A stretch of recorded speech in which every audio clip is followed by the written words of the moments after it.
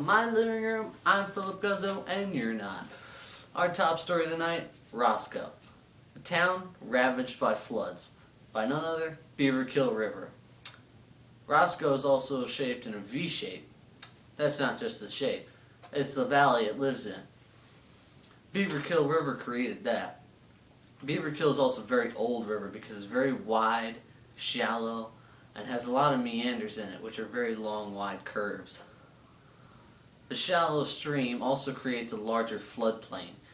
Roscoe just happens to be in that floodplain. When the Beaverkill does flood, it takes the whole town right downstream with it. People also lose their homes and places businesses. Most people can rebuild, and eventually rebuilding gets expensive and pointless because the next one will just take it right down with it. So some people have to either close their businesses permanently or leave.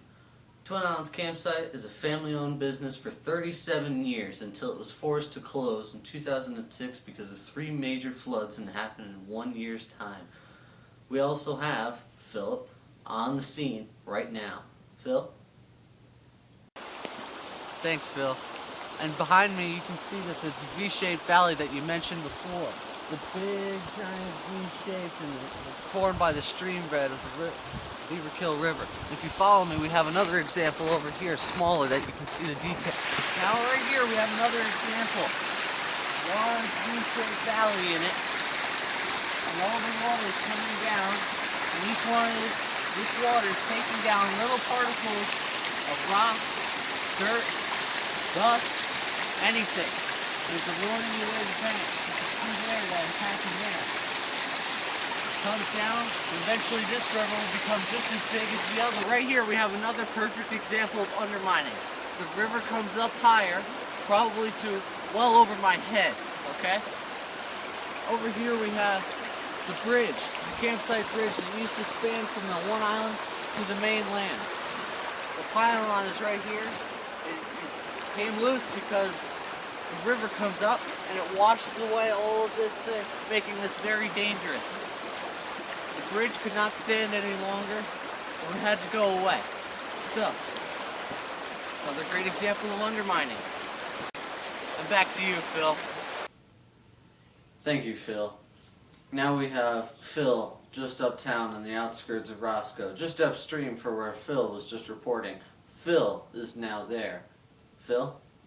Here we are at the iron bridge that spans the Beaverkill River, closed due to the fact of erosion under the pylons. I'm gonna cut away here for a moment, that way we can show you the pylons and the erosion underneath. Here we are at the famous Junction Pool. This place, because the Beaverkill River here takes a turn all the way around and it meets up with the Willamette River on the other side, it creates a large turn. Now right here, this is what, on this turn, the river is filling in on this side and cutting out on that side. Now that barrier that's on that side over there is man-made. It was created to hold back the water so that it could not erode much further. It's filling in on this side and cutting out on that side. All of this material that you see here was annually removed and filled back in by the river. Now when trout agencies and the government say that this was invasive to the river, that they could no longer do this, the river floods more often. Because the river had a place to go before, and it wasn't filled in. It had a place to go. It wouldn't flood as much. Now that it doesn't have a place to go, the water goes up and out, and it covers the whole Roscoe, all of Roscoe. Now this in itself is a tragedy. I'm going to now go to our next place, and I'm going to cut you off to Philip Guzzo on the scene. And as you can see, we're here on the famous Beaverkill River.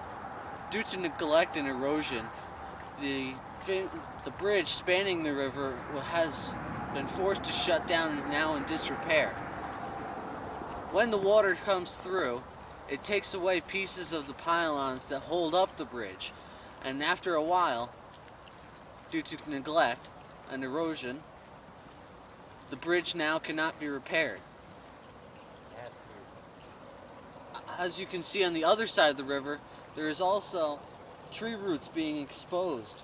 Those trees will eventually get so undermined that they will fall into the river and have to be removed by machinery, which can be invasive to the river. Now, I'm gonna cut away and I'm gonna go over to the famous Junction Pool. Here we are in our third location, and this is the spot just